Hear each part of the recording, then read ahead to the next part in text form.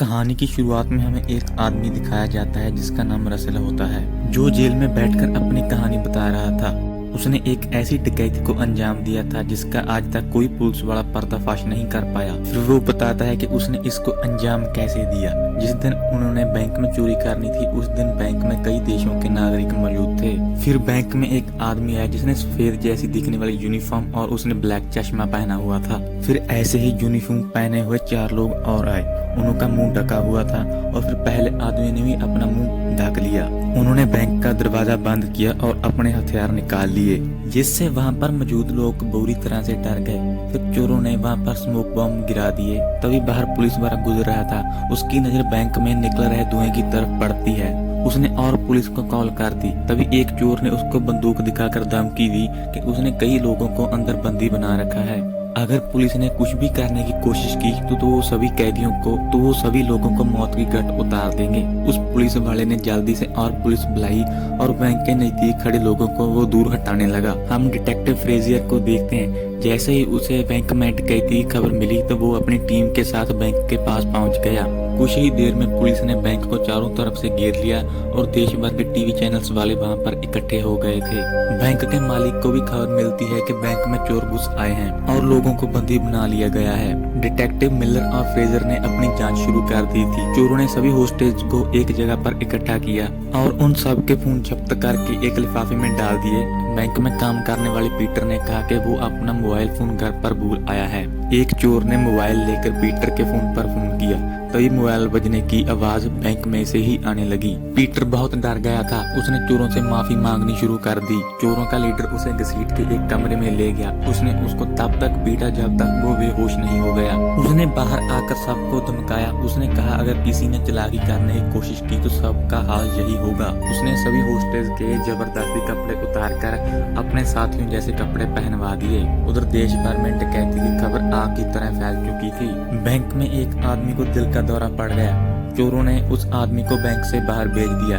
Bank से बाहर आते ही पुलिस ने उससे काफी पूछ पड़ताल की। उन्हें सिर्फ यही पता चला कि अंदर यूनिफॉर्म में 4 चोर मौजूद हैं और उनके पास हथियार भी हैं। इसके बाद बैंक के मालिक ने एक मॉडलिन नाम की लड़की को मिलने के लिए बुलाया। जैसे ही वो बैंक के मालिक से मिली उसने बताया कि बैंक की किसी एक तिजोरी में उसका कोई राज छुपा हुआ है। वो जानना चाहती थी कि आखिरकार उस तिजोरी में है क्या। बैंक के मालिक ने कहा कि उस तिजोरी में बेहद ही कीमती चीज है। वो नहीं चाहता कि किसी को भी इसके बारे में कुछ भी पता चले। फिर उन दोनों डिटेक्टिव को पता चला कि जिन गाड़ियों से चोर आए थे वो दोनों गाड़ियां चोरी की ही थी। फिर पुलिस ने बैंक के अंदर सीसीटीवी के जरिए देखने की कोशिश की पर चोरों ने सीसीटीवी कैमरास को तोड़ दिया था। फिर चोरों ने एक होस्टेज के गले में बैग डालकर उसको बाहर भेज दिया। जब पुलिस ने उस बैग को खोला तो उसमें चोरों की लिखी हुई कुछ मांगे मिली। उन्हें रात के 9 बजे तक 2 गाड़ियां और एक पायलट के साथ एक हवाई जहाज चाहिए, नहीं तो वो हर 1 घंटे एक आदमी को गोली मार देंगे।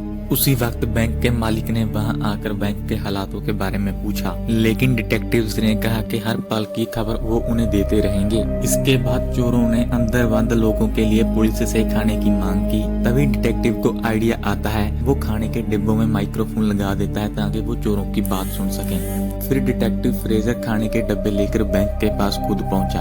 उसने चोरों के बॉस से बात करने की कोशिश की, लेकिन चोरों के बॉस ने उस पर कोई ध्यान नहीं दिया। डिटेक्टिव फ्रेजर ने वापस आकर उन चोरों की बातें सुननी शुरू की, लेकिन वो सब एक अजीब सी भाषा में बात कर रहे थे। उन्होंने एक औरत को बुलाया जो इस भाषा को जानती थी। उस औरत ने बताया कि ये सिर्फ अल्बानिया के राष्ट्रपति का भाषण है और कुछ भी नहीं है। चोर बहुत शातिर थे। वो जानते थे कि डिटेक्टिव फ्रेजर कोई न कोई चालाकी जरूर करेगा। उधर रसल और उसके साथी ने बैंक में वही तिजोरी खोली। उन्होंने बैंक के मालिक के खुफिया कागज चुराकर हीरो को वहीं पर छोड़ दिया। इधर शहर का मेयर मैडलिन के साथ डिटेक्टिव फ्रेजर से मिलने आ पहुंचा। उसने कहा कि मैडलिन इस केस में वह तुम्हारी मदद कर सकती है, लेकिन फ्रेजर ने इसके लिए साफ मना कर दिया।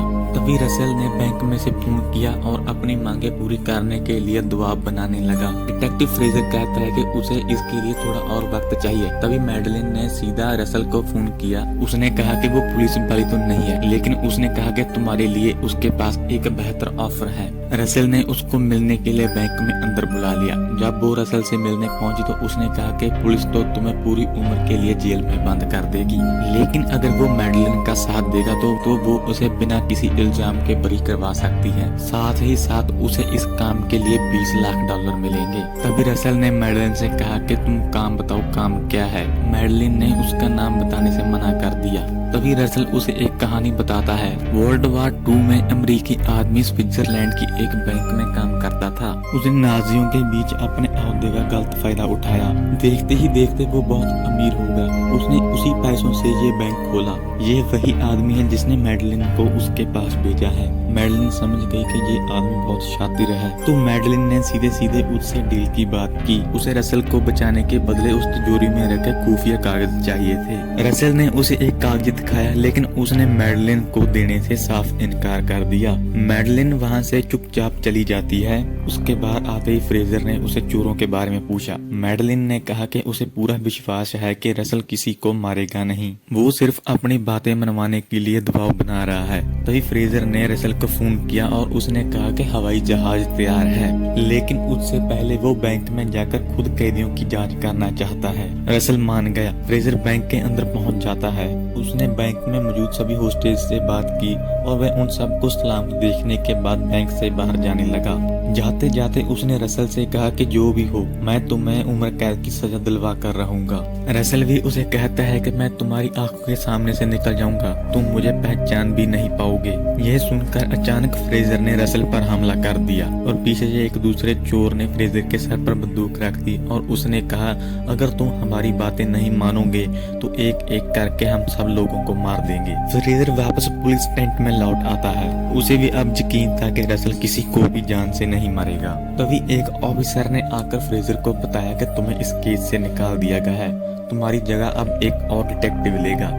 अब जो नया डिटेक्टिव था वो बैंक में हमला करके लोगों को चोरों से आजाद करवाने का प्लान बना रहा था। उन्होंने उन बॉम्ब्स को भी ढूंढना था जो चोरों ने बैंक में लगाए थे। चोरों के द्वारा भेजे हुए बैग में फ्रेजर को एक डिवाइस मिला। उनको पता चला कि उसके जरिए वो पुलिस की सारी बातें सुन रहे थे। उसने कैप्टन को बैंक में हमला करने से रोका क्योंकि चोर उनकी सारी बातें जानते थे। वहीं पर बैंक में मौजूद चोर पुलिस के हमले का सामना करने की तैयारी कर रहे थे। उन्होंने होस्टेज को इकट्ठा कर पहले फ्लोर पर भेज दिया और नीचे के फ्लोर पर उन्होंने जबरदस्त धमाके किए। उन्होंने सभी होस्टेज को रिहा कर दिया और खुद में हो उन लोगों की भीड़ में बाहर आ गए। तभी कैप्टन ने पुलिस को गोलियां चलाने से रोका क्योंकि अंदर से बाहर आदमी आ रहे थे। पुलिस ने उन सब गिरफ्तार कर लिया और पुलिस ने बैंक के अंदर घुसकर चप्पा चप्पा छान मारा, लेकिन उन्हें बैंक में अंदर चोर नहीं मिले। हैरानी की बात ये थी कि चोरों ने पैसों को हाथ तक नहीं लगाया था और उनके जो हथियार थे वो सब भी नकली थे। पुलिस को समझ में आया कि वो चोर बाकी लोगों के साथ ही बाहर निकल गए हैं। पुलिस ने उन लोगों से काफी पूछताछ की, लेकिन वो असली चोरों की पहचान नहीं कर पाई क्योंकि उनके चेहरे किसी ने नहीं देखे थे।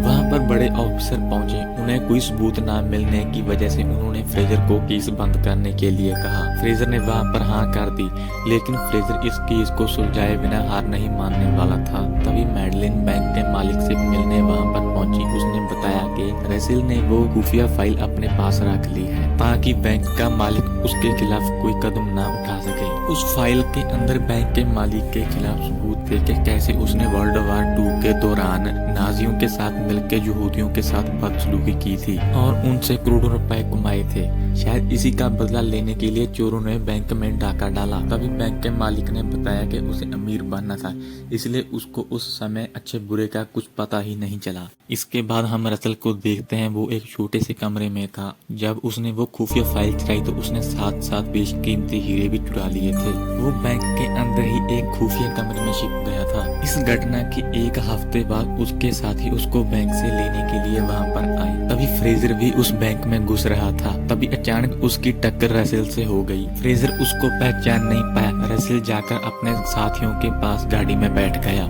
बैंक में फ्रेजर ने उस तिजोरी को खुलवाया। उस तिजोरी में उनको एक हीरे की अंगूठी और कागज मिला जिस पर लिखा था इस अंगूठी का पीछा करो। अब वो सीधा बैंक के मालिक से मिलने पहुंचा।